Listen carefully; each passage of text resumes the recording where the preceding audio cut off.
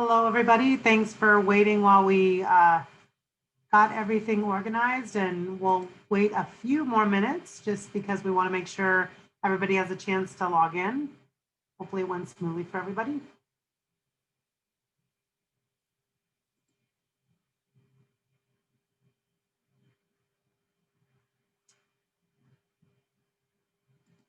And we are going to try to make it an interactive meeting. So if you have questions while the topic is up and you put them in the chat box, I'll do my best to respond somewhat simultaneously or get help from the staff who can field those for me. But unlike when we're in a big conference ballroom, we're a little more intimate today. So you won't be considered interrupting at all if you want to like throw questions in the chat box as you have them. But thanks for joining us today.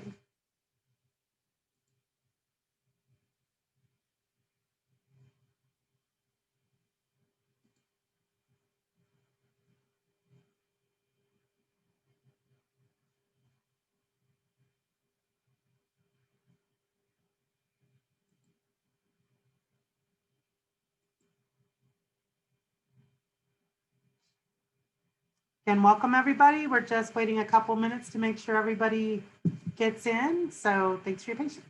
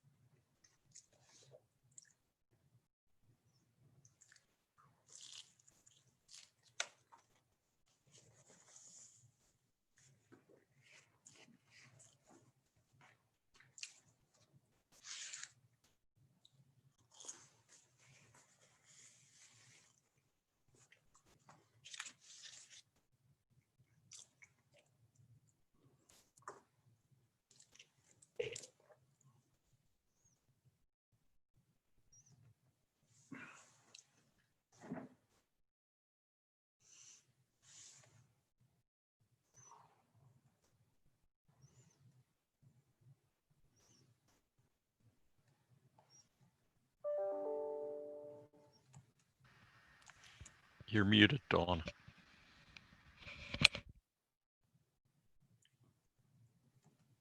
Thank you. I started talking. Welcome, everybody. I'm Dr. Dawn Thomany, president of the AAEA for 2020. And as you might all know, we don't usually have this business meeting this time of year. We have it along with our summer meetings, but as is the case with so many things this year, we're doing things slightly differently. So because of some extenuating circumstances. So thanks for joining us today. And one advantage of the fact we're not in a big hotel ballroom is that you can ask questions a little more simultaneously with how I talk in the chat box, and I'll do my best to respond to those. I'm going to go ahead and proceed for today, but feel free again to ask questions. So you all got this agenda in the mail, and one of the things that we assumed was a pre-read for you all, because we obviously won't read through them today, is the minutes from last year's meeting, 2019. And so again, we're not going to read through those today, though that was a pre-read, but I would entertain a motion from someone, and you can do it in the chat box or unmute yourself to accept the minutes from the 2019 meeting. anyone who would motion, either type it or say it? We have a motion from Mark Melliver to approve, and I'm going to take Ben's motion then as a second. And so if there is anybody who has any objections to accepting those minutes, please either raise your hand virtually with the tools in Zoom or type something in the chat box. Otherwise, we'll proceed to accept the minutes from 2019. Just like, okay, hearing none, we'll continue. So besides that very official piece of business, most of what we're doing today is giving announcements. Please tell me if you want to do any deeper discussion or questions and answers on anything I bring up. So first of all, I'm just very excited to announce what you all know, because they've been in their jobs for 6 months now, that we have a great new set of additions to our executive leadership team. We have President-elect Madhu Khanna from the University of Illinois.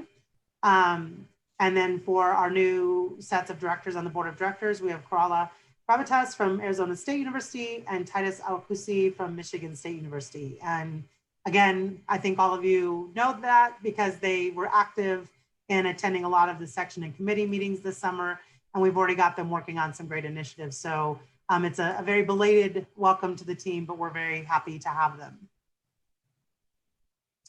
So the first thing I'd like to give an update on, partly because it's really good news, is that we have really strong membership right now. Not sure what it was about this year's events that led to this, but we saw higher membership numbers than we've seen in a long time. And actually, most of this membership was in by May of this year. So something about this year, they're affording people more time to pay attention to what they wanted to belong to, or maybe feeling a need to feel better connected. But we see across almost all categories a significant uptick in what we saw for memberships this year. And this is good news for us. You know, certainly our hopes that we actually retain a large chunk of particularly the new folks going into the next year. Student numbers were the one we didn't see go up, but they had been up so significantly the year before. The fact that they held steady, I think, was really good news. So again, this is our final membership report. We generally don't get any new members in December. We know there was a couple of glitches, but we did make it available now that you can start adding your membership for next year, partly because that's very useful if you're attending the ASSA meetings to be affiliated with us, because that can be the way you register for those. So please do know that you can start thinking towards next year already, particularly since those ASSA meetings come up so quickly at the start of next year. And we'd love to have you at that meeting representing our association. So for the actual meeting attendance report, there I would say our numbers aren't nearly as positive as they were for membership, but given again the circumstances of this year, I think we can be very happy that they actually were at the level they were. Part of this obviously is the very strategic decision we made to make it entirely free for our members.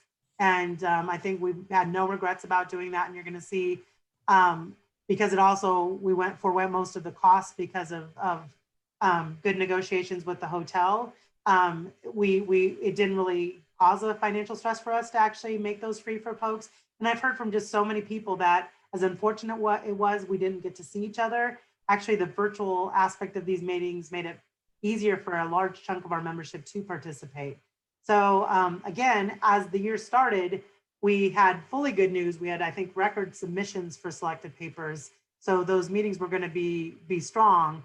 And even though, again, they took a very different turn than what we expected at the start of the year, I think we were very happy to see this many of our members involved. And again, I don't think I stepped into a session that, even the ones that extended through October, that didn't have at least 25 people in attendance and fairly active and engaged. So I think we put as much of a silver lining on this as we could. And I wish we could take credit for that, but I think it was some really clever, dedicated section leaders and those of you who found a way to make lemonade out of the lemons. So thank you for making our meetings as successful as they could be.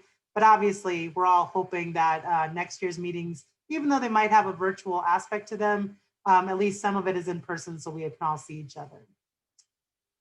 So I'll look real quick just to see if there's any questions on anything that's been noted so far. A lot of people just being nice and sending me personal messages. Don't do that. It distracts me. You know, I'm easily distractible like a cat. Let's move on to the AAEA and trust financials. Although I'm going to lead this discussion, Jolene Hadrich, who is the head of our financial committee for this year, is also online. And so if you do have questions about anything, because there's a lot of obviously details that we're not sharing here today, she's available to answer your questions. So first starting out, so remember, we have two separate organizations. We have kind of the operating AAEA organization, which is the programming and membership you all think of. And then there's the trust, which is kind of our development fund, which is what we support a lot of our programming with. So we're going to go through those separately. So for our AAEA investments and balance sheet, you can see we had a positive change in total assets from the year previously. And again, this is part of what the delay was this year. It was a little more challenging to get a timely audit this year. And so we're between our, I'm sorry, I can't be watching my script quite as clear as I can. So I don't know exactly the details, but we can make these available to you. But so there's the change in total assets is what we made in the investments on that. And so the reason that the net assets, have decreased is that there's some of those assets are used to actually do the operations of the organization, but then we also have the usual operating income and expenses, and so that's net in there as well. Sorry, I didn't say that very clear. So let's show that. I probably should have had this screen first. My mistake. But so we see our total revenues once through the audited for the previous 2 years to this year. So I think this is because we go on a delayed year. So this is for the 2019 year, even though we're talking at the end of 2020. And so you'll see we have had some operating losses in both of those years. Particularly 2019 was a very expensive meeting venue site. And so that's, I think, the majority of why we saw a loss there. But again, Jolene knows the details better than I do. But luckily, we have had those investment income gains to offset at least part of that. We are going to have some more challenging financial situations to consider in the future, because as I think everybody knows and is tracking, the publication world is changing pretty drastically. And a lot of what has buoyed our association is our great Keystone publications that have provided a lot of financial cash flow for us. And that model is changing. So we're definitely working with the publisher, Wiley, on how to make that shock to our system less shocking than maybe perhaps it would be. But I think we still have some hard decisions to make. And again, I think that'll be the focus of our board's attention in the coming year for sure. So that is for the actual AAEA organization. And then, as many of you know, we also have a separate trust, which is managed by an entirely separate committee. And I'll be, that was David Zilberman. Now that will be Keith. It's always the outgoing president that runs that. And so those investments are managed, and the proceeds for them are used for the exact things a lot of you applied for this fall, which is some of those support programming we do, particularly for young professionals and initiatives that you all feel move forward the organization. So again, this is 1 year delayed, but you can see the change in total assets from the previous year into 2019. And again, you'll see the update of those in next year's business meeting, hopefully in Austin. But again, so with the revenue and expenditures here would be, the revenue would be what the proceeds we take from the investments. Those expenditures are what we're paying out for those trust proposals that we do accept through the trust committee. This year is again going to be a little bit complicated and isn't showing up here yet, because several of the things that we funded through the trust didn't end up being able to take place, i.e. getting people to the meetings because there were no physical meetings. So we will have some decisions to make about if, because we're a little more flush than average because of not being able to use some of those resources this year, if we'll push that forward. But after we meet as a leadership team in January with the ASSAs, we'll probably have an update on that for next year at the business meeting when we talk about these things again. Again, it's all a little different because we're delayed a little bit, and this feels like history now because we don't have 2020 up here. So again, the folks that served on the 2 committees that actually oversee this and validate the audit are listed here. And again, Jolene Hadrich, I know, is on the line. Of course, I'm here and Madhu's here. So if you have any questions, please do ask them. And I can stop and pause a little bit if there's any concerns you have. I see at least James has put something in there, and I will look at it. James, I'm going to go ahead and that's a fairly detailed one, so I'll let Jolene go ahead and respond if she's gotten a chance to think about it. Yeah, so I was pulling up the audit as James asked that question. You want a couple of minutes and I could come back to it, or are you good? Well, I sort of want to defer to Kristen also because I just have the most recent one, but just so that everyone has full information, what we have in the audit states that we will receive a guaranteed payment from the publisher of $275,000, as well as a royalty of 45% of the sales revenue. Now I'll be 100% honest. I don't know how that differs from what was negotiated with I think it was Oxford, and we've moved to Wiley. So Kristen, do you remember what the difference is specifically on that? Yep. So that actually reduced to 200,000.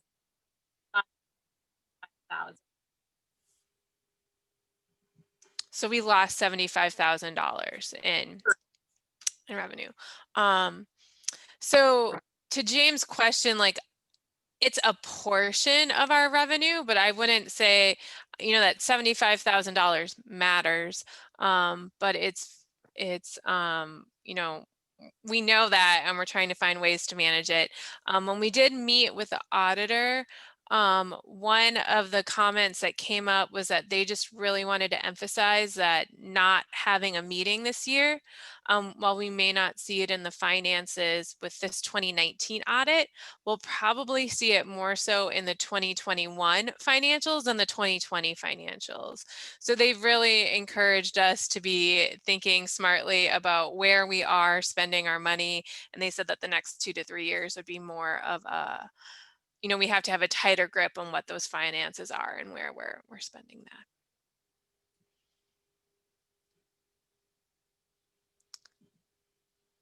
And so there's a discussion about alternative income streams. I think that, I think that's manyfold. I want to speak the least about the journals because we do have an editorial board who also weighs in there. But I do know from the discussions, at least, Wiley's trying to stay on top of what is going to continue to be fair. But if you all remember, we continue to update and change our strategies, and it used to be page charges were common, and then we found a way to make that go away, which was a huge benefit for you all. Well, we may have to, revisit page charges, but as we all know, this all becomes very systematic because for most of us, that's either our institutions or increasingly commonly our grantors who are going to end up paying those then. And so this is where do we have NEFA and NSF and IH in the discussion, because as long as they know that's a usual way of doing business, that there's going to be page charges again, that's not a problem. If that isn't received well by our universities and by our funders, it isn't. So I think there's even a bigger layer of discussions, particularly in the publication realm. In the other ideas realm, we certainly, because we've wanted, I think, to keep the appearance of a lack of conflict of interest, not ever been heavily driven by sponsors at our meetings. And that is another way associations do manage to particularly offset meeting costs. I think that's a pretty that's a pretty high level discussion again, because I think as soon as you start actively going after sponsors, there is some concerns about what that sponsorship signals about your association. And last of all, David Zilberman was a huge advocate of the fact that we're just not asking enough of our long-term members, fellows, and so forth, and doing fundraising where there's people amongst us even who may want to offset some of the costs of particularly meetings, events, and programs we do. And luckily we do have a very strong trust and we have been very protective of it. But we also could revisit if there really is ethically some ways we could use trust funds to support more of the things we're particularly doing around young professionals, people from lower and middle income countries, people and initiatives that relate to our diversity, equity, and inclusion initiatives. So because the trust is fairly healthy right now. So I think there's a few things to consider. And again, that's why I'm glad Jolene was willing to keep the leadership role on this again, because I think I'm willing to give her the charge to come up with some alternatives. But some of it might come back to you guys as alternatives to consider. And that probably does need to be a big focus of this year. So yeah, and Dawn, Scott, could I add? no, go ahead. Oh, could I add one more thing? Could you go back a few slides where it showed the loss? I hope I can. Here. Yeah, there. I know last year at the meeting, there were a lot of questions about that net loss that we experienced in 2018. And I just want to reiterate that a lot of that was due to the market in Q4 of 2018. And that investment income gain that we see right here, that 570,000, that was a rebound of the quarter of 2019. So I just, being a finance person, wanted to emphasize that like this was just our investment rebounding. And I would say as a whole, we're probably holding steady.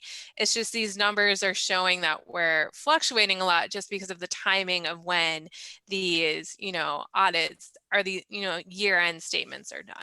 So I just wanted to provide that clarification. Thanks, Jolene. So I'd say the remaining uncertainty financially is that, we are planning to proceed and have at least part of the meetings be in person. We have heard fairly strongly that people want us to add virtual elements. And so we're exploring how to do that cost effectively, at least for the plenaries. But obviously we have no idea really what 2021 holds, how many people will have travel budgets, how many people will be off of the restrictions. And so we know there's just a lot of unknowns still, but I do feel like we're as stable, both those membership numbers and our finances are as stable as I feel like we could have expected coming out of the year we just came out of. And even though Jolene said we really don't see the 2020 financials yet, from what I've seen from the monthly ones that roll into us as leadership, we're fine. And so again, coming out of 2020 and saying you're fine and stable seems like it's a win at this point in time. So not to be glib about that, but that's kind of how I'm feeling. Yeah, and there's some great ideas in the chat box that we should capture. And since we do have a board meeting coming up in the next month, we'll make sure to consider both things that have already been asked and getting you information on that. We do, for the reasons I just said, thank all of you who continue to support our trust programs. We continue to get just everything from individual gifts of $25 when people register and renew their membership. So I think we have at least 5 new initiatives for named committees and so forth, which has become a real neat way, I think, to honor some of those people who have been real change makers for our associations and a great way to honor them. And again, particularly because we're targeting the monies that emerge from those investments for some programs that do really particularly help young professionals and some of the initiatives that address our current strategies, they're super helpful. So the projects that were supported from the trust, you can see listed here. And again, it was an awkward year because several of these things we just couldn't really use in good faith because they didn't happen. So, we will have a discussion when we're all gathered together as a leadership team again here in a couple weeks to talk about what that might mean for us being able to maybe enhance that pot for next year and give, I think that's Keith now who will be leading it, some guidance about if we can be a little more flush with our trust expenditures in the coming year because we didn't fully use 2020. If any of you have strong feelings about that, and I haven't because I'm not on that committee, seeing the quality of proposals that we got, but I imagine we always get really good ones. So that's something we'll keep you updated on and you'll know more at next August meeting as well. We do continue to have these special purpose fund scholarships and awards, which we've used fairly fully to have some support, for our graduate students and our young professionals with the Sylvia Main Mentor Fellowship and the Lele Mentor Fellowship for people from those lower income countries. And so those are the 5 where it's dedicated to specific purposes. All the rest of the monies that flow through the trust that you saw in the budget, those are the ones that then that trust committee has to assign to the proposals that are placed in by all of you each year. So again, thanks to the committees that both did great work last year, and then the committee that's actively looking at proposals this year, led by Keith Coble, who's on here. So if you have questions, again, I know we at least have one committee member who can answer any questions you might have about trust moving forward this year. Yeah, so Zoe, that's exactly Zoe's question in the chat box is, can we roll over those travel funds? I think that's exactly a discussion we need to have, and it'll be led by Keith and the trust committee. Again, we've not had a situation like this really pop up to this degree before. So I think it's something that I'm going to leave to their discretion. But I imagine it's at least a degree of freedom we can offer them, so that we can make sure who does want to get to next year's meetings in person, we may be able to give a little bigger set of those out next year. So stay tuned and we'll have some information on that probably after our board meeting here in January. Good question. So to keep this short, although I'm here and willing to take questions up through close to the hour, I can stay till 10 till. Just some updates more broadly about our strategic issues, and I've been trying to give updates on these also in my columns every other month, if you read those. Probably our biggest news is that we finally have our strategic plan finished and posted for you all to read. And it revolves around kind of 5 key areas where we feel like there needs to be some extra attention given in the coming years. And given this year's events, we did slow that process a little bit this year and put a far stronger diversity, equity, and inclusion lens on that with the help of a task force that helped me. And there was a whole set of people, but the core people I really leaned into that were Dr. Elena Irwin and Dr. Kathy Bayless, but it probably got feedback from at least 25 of you all. So I think we feel like even though there's a lot of work to do and it's just words, at least we set a course for what we intend to do. So that's probably our biggest piece of news, is that that's finally up for you all to view and hold us true to. Under those guises, we also did some minor reworking this fall in a couple dimensions on the selected papers committee. They reworked and realigned some of the topics to better fit being aligned with our section structure, and that was led by Tina Satone. Our awards committee reworked some of the calls for awards, which just came out, which I encourage you all to put your thinking caps on and get some good nominees in for. And then our fellows committee, under the leadership of Lori and Univer this year, reworked the process of even selecting fellows, and those will be announced sometime in early 2021 because of concerns that have been raised about whether unintentionally the process and the way it had been done way too many years without revisiting it could be revisited and done a little more methodically. And so I think there's been already, in the spirit of that new strategic plan, 3 of our major activities that happened in the fall already have already taken some of that into consideration as they rework how we move forward. As you've all been seeing, our mentoring committee has been super active, engaged, and exciting, and looking at different ways we can be providing some, unfortunately, only virtual for now, activities for people to participate in, particularly because this year's job market has just got to be offering up some anxiety to our students and young professionals that none of us even really know how to navigate. So the mentor, I could not be asking for better activity out of the mentoring committee to try to make people feel like they're staying connected. We've been engaging our section leaders pretty actively, and we'll be meeting again with them in January on ways we can be using the sections even more than we have in the past to continue to make sure everybody feels like they have a place they can contribute and belong and get the professional development they need from the association. So just, I'm just so happy to see how much has been happening at the grassroots level in the association, just to do our best to be responsive during a weird year that all of us kind of had to just kind of be happy to say we survived. And so I guess what I would say is we're going optimistically into 2021. Good set of track sessions in from the sections at this point, and invited papers. We're looking for you guys once you get a little breather after this semester, if this semester is a thing you have to worry about, to think about, again, what you want to put on the program, selected papers and organized symposia. And then we really would love to see a rich set of nominees in for the awards this year. We of course have that new mentoring award that was given just last year for the first time. And we got great nominees last year. I imagine we'll get great ones again this year.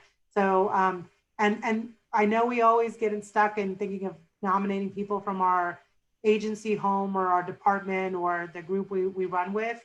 This is the one year I would say, if you even have an inkling that there's someone that's one of your colleagues that you just know from a multi-state research committee, or because you are on the teaching committee together, or because you did a grant together once, there's a year you wanted to think about nominating outside of your circle, this would be the year to do it. We'd love to see a rich set of nominees, and sometimes perhaps some of the people who don't always get considered because they're maybe their department doesn't have a culture of nominating quite as strongly as some of those departments out there who always give us a great slate every year. So think about how you can contribute to making sure we're recognizing the best and the brightest next year. With that, I think, and like I said a few times, plan is to have virtual aspects, but we want to plan to meet in person. So when you're putting in those proposals, assume therefore in-person sessions. But we will get back to you early in 2021 using feedback from the section leadership, because they would probably have to help us implement it a bit, about maintaining some of the virtual aspects of this year's meetings. So is there a way for at least some subset of sessions, and really, surely almost for the plenary sessions, can people have an opportunity to just come and join us virtually? And so if you have strong feelings about that, tell me about them sooner rather than later, because we'll probably make decisions on that in the first month or two of January. And again, we'll try to take the sections leadership's feedback into consideration there, because in a lot of cases, it'll be them helping us to do that. So some of that would be whether we'd be recording or broadcasting things that are in the 3-day meeting. But again, like this past year, if there's sections who want to have things pre-meeting and post-meeting in the week or two around the annual meetings, we might also explore opportunities to do that. Yeah, so the question just put in the chat box, that's exactly what we're thinking, is even if there is a more open economy and travel sector, we know there's people who, for a variety of reasons, still will choose to not come. And that's why we want to make it available, some parts of it available to them. The thing is, this is a brave new world. So I wish I could tell you with certainty exactly what that'll look like. I think we've just got to kind of think of 2.0 and learn from last year's meetings and what went well and what didn't, about what we think we can execute and do in a quality way. But I think bare minimum, even the fact that we just had such good attendance at some of those sessions that were held even all the way through October, it just tells us there's an appetite for them. And yeah, we know there's still a chance we may have to really scale back our plans if the vaccine isn't distributed. So we're quite aware of that. But we're trying to take several contingencies into consideration so that we don't have to move quite as fast as we did this summer to put something together. And this year we can be a little bit more thoughtful about, again, how to make it work the best for membership. And quite honestly, I think we're in an era now where, with constrained travel budgets and so forth, we probably should have been doing and thinking about this a long time ago. This just put us over the tipping point of telling us that, okay, well, we had to do virtual this year. It wasn't a complete catastrophe.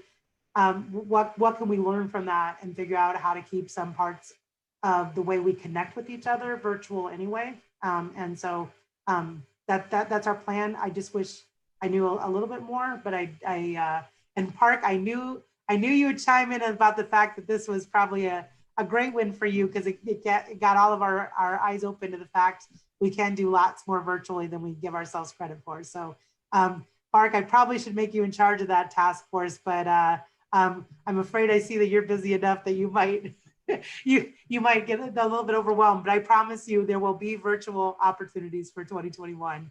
And if you have strong feelings about it, make sure I know about it. And Park, I expect to get a long email from you. So, and I'm happy to have that email from you. So with that, I think I can open it up to questions, comments, any new business people have. And again, it's really timely because we have the leadership coming together. I think we're meeting 2 half days during the SSA meeting. So this would be the time that anybody has new business, they should raise it so I can get it added to that agenda. Oh, Keith, I didn't ask you about this ahead of time, but do you want to give a quick update on government relations, since I totally didn't think about it, but that's probably the other big change in that we took on this fall.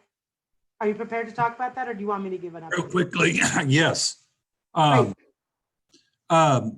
So we've gone through the process, and I'll try to keep this short and to the point. So Karen Gala was with Seafair, and a couple of years ago, we hired her on a half-time basis to work for the AAEA in government relations.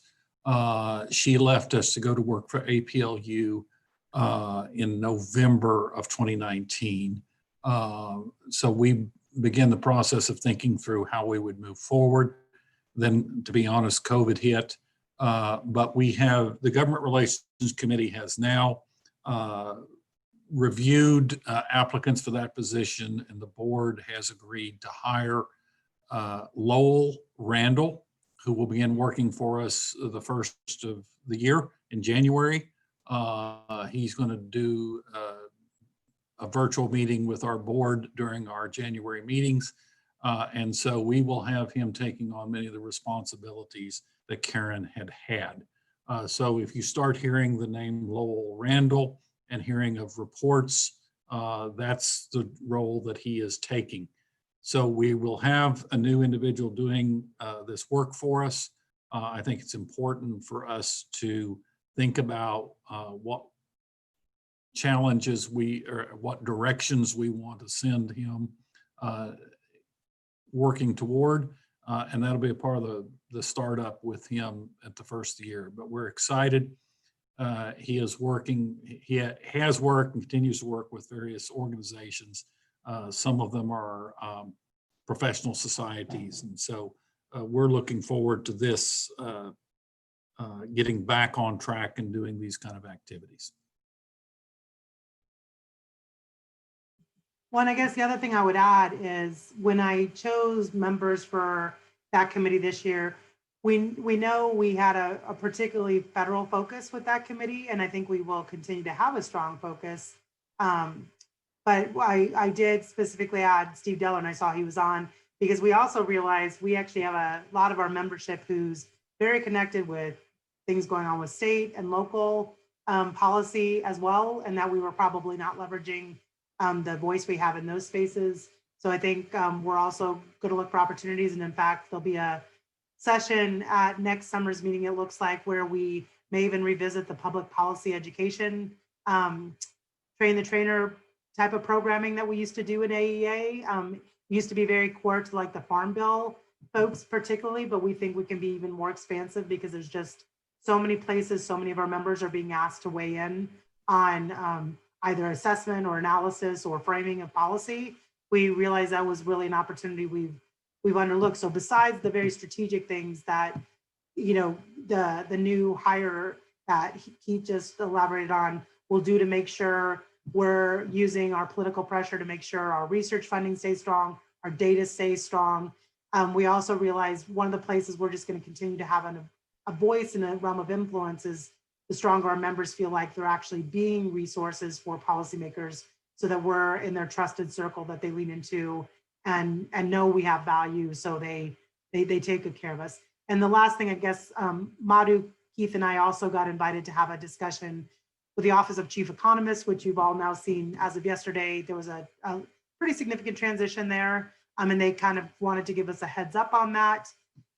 And in addition to that, talk about how we could strengthen our relationship with that office as well, including maybe even ways going into the future again, that the February Big Ag Outlook Forum that they do, we could have a more dedicated role in where we can get them on the programs in the summer.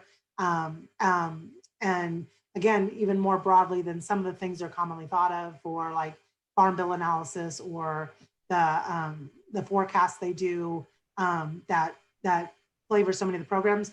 We know we just have really broader framing now. I mean, we're all working in health economics. We're working on labor economics. So we're really even spilling outside of the boundaries of USDA. So I think we're going to try to do a much better job of making government relations encompass a far larger set of issues that the broadest part of the membership would feel like it touches something they're doing in their work. And so hopefully Lowell can help guide us on how we do that too, because again, I think we would all agree we're pretty strong in the USDA circle, but we are almost probably invisible in some of the circles where it certainly would help us to be a little more notable. So that's a goal for the coming years as well. And then, so Steve asked a question about how the AAEA can help inform the rebuilding of ERS. Well, I think it's fine to share. There was a letter put together by the statistical agencies that we were asked to sign. We deferred signing it partly because we were still trying to figure out who was going to represent us, but more importantly, they did not have NEFA in the letter. And we decided a letter coming from our shop that was actually the first charge we gave to Lowell is to draft this letter, needed to have a strong component of rebuilding ERS and rebuilding NEFA. And I think we've decided we're even going to put some language around EPA in it. And so we felt like, not that it would have been bad to sign the letter coming from the statisticians, but it was too narrow. And we felt like to feel like we were supporting really all of the pieces of the government that got negatively affected, that directly affect us. We should have a letter that just puts that all into one umbrella. So that has been framed. It's been, I think, forwarded to Lowell, so he can tell us if there's a way we can strengthen it for the audiences it would go to. But I guess I don't think this is private, Keith, but the transition team has approached, a few organizations, including ours, about what we can do to help them and guide them. So obviously we're not going to not answer any of those phone calls or emails, but that slowed down a little bit. Now that there's some secretaries and some leadership being named, I imagine that's going to accelerate pretty quickly at the start of the year, where there might be actual task force put together. Keith, you know more about that, about the kind of tempo and speed of where you just assume activity in the space is going to happen? Yeah, I think it's going to be rapid, and we need to, Lowell starts January 1st, and we're going to be in hurry up mode, I think, from day one. But we have a drafted letter to hand him, so Right. We're also not making him start from ground zero. And if we feel like there is stuff moving fast enough that you'd all want to be updated on, we'll of course try to put things in the newsletter. I don't know if any of you actually open that, but this might be the spring to do it. There might be some change, but if we ever feel like it's a big enough piece of news and we feel like we need to get that word out to you more quickly than waiting for next year's meetings, we'll try to find a way to do that. But yeah, that's the sense I get too, is it'll go quickly, and it's not us having to push into their circle. They're already approaching us because they know they want context, and that's what we all have. So hopefully all of you who offer to be on committees that might be touched by that, and I'm looking at the people on the Government Relations Committee and the Data Committee, you might be tasked to meet more frequently this spring than what I originally planned when I asked you to be on it, but I think it's going to be for a good purpose. So we'll try to keep you as informed as we can. Keith knows how this all works better than I do, but I do imagine it'll go fast as well.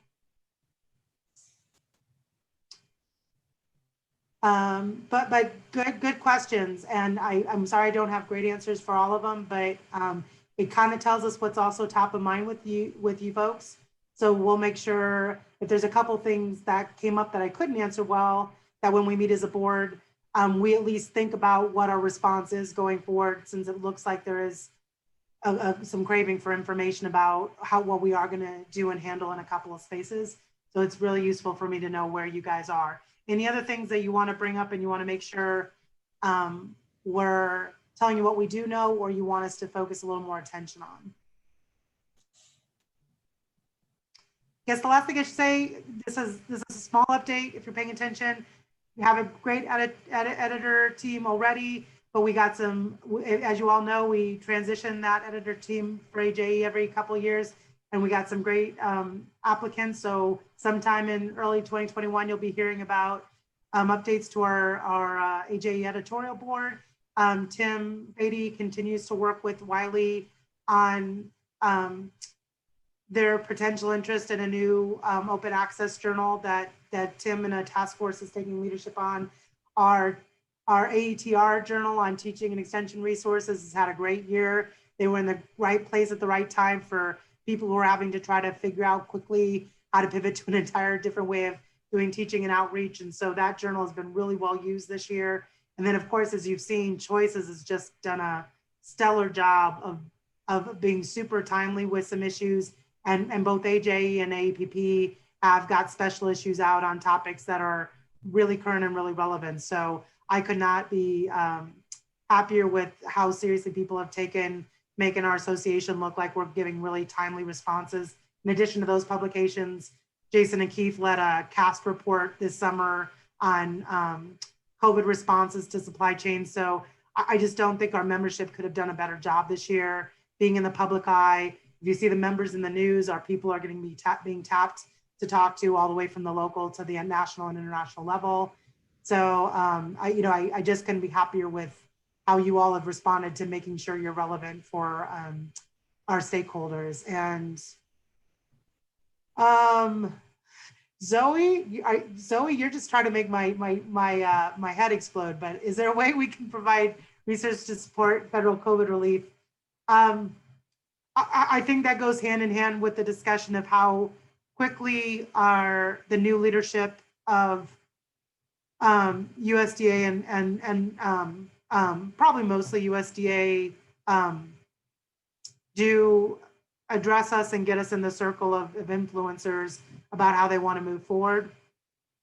I would say it was already kind of a win that the Small Business Administration included a lot of food and ag under the umbrella they had for some of their programs, and that was unheralded. And unfortunately, I thought there would be perhaps continuance of that, but it stalled. The CFAP programs were reworked a little bit because there was some feedback from our membership about parts of agriculture that didn't work for. I've heard word that the Farms to Family Food Box program, which continues to be re-upped, will probably be refined, and they'll be looking for some experts in supply chains and food assistance programs and food security. So I guess what I would tell you is stay open to opportunities that may come up. They may come through AAEA, they may come through relationships you've built. But I think all of you individually are probably going to get tapped to have voice in that.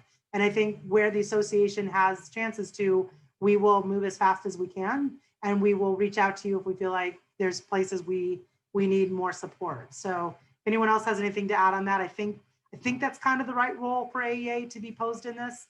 But I also know if we probably actually really compiled what each of you individual members has been asked to do and supported in this space, we'd be overwhelmed with how much we actually have had some influence. But tell me if I'm wrong, but that seems like in the circles I run in and the tweets I see and the task force that are being put together, our names are showing up a lot. As you can see from the choice made by the T.W. Schultz lecture committee, we have a speaker at ASSA who's going to probably push us on another front, which is another discussion that's going to happen about what's going to happen with some equity discussions and economic policy. So I think we all have a lot to learn there, and our eyes are going to be open to some. I think there's going to be probably some activity in that space in the coming year too. And even though it's not directly aligned with our association, I think it's so historically anchored in our sector. We're probably going to need to be voices at that table as well. So with that, I think we've gone longer than an average business meeting, which is usually at 8 a.m. and everybody wanting to just go get their coffee into the first session. So I appreciate all the engagement today. Please do email me. We meet again the first week of January as a board, and I need that agenda put together here at the end of the week. So if there's something you want to make sure we consider, this would be the time to tell us. Otherwise, we'll try to be back at the start of the year through the newsletter, giving you updates on what's going on. And if we feel like anything's really significant, we may call one of these special virtual meetings, but it'll probably be by the newsletter, and tell us if there's other ways we need information. And we hope to see either a ton of you in Austin or a ton of you virtually at sessions around the meetings related to Austin. And yeah, happy holidays to you all. We got through 2020, and again, it was a interesting year to be president, but in a weird way, I probably would have never engaged with as many members in as many different ways as I would have if this didn't happen this year. So I guess I'm looking at that as a silver lining, and it just made me realize how great of an association we have when you get really down into the individual members. So thank you for being a part of our team, and keep challenging us to be better next year, and we'll do our best to do that. And we'll see you virtually at ASSA, we hope. Our first session is that keynote speaker on Sunday night.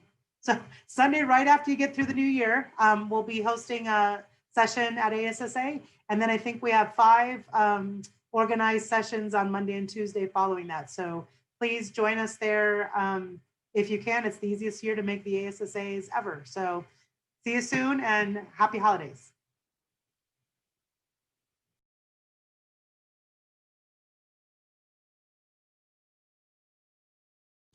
Thank you. Sorry I have to run, but if there's any debriefing I need, just tell me, guys. Okay, thank you. Oh, are you going to order, or do I need to order? I have to hop to this meeting.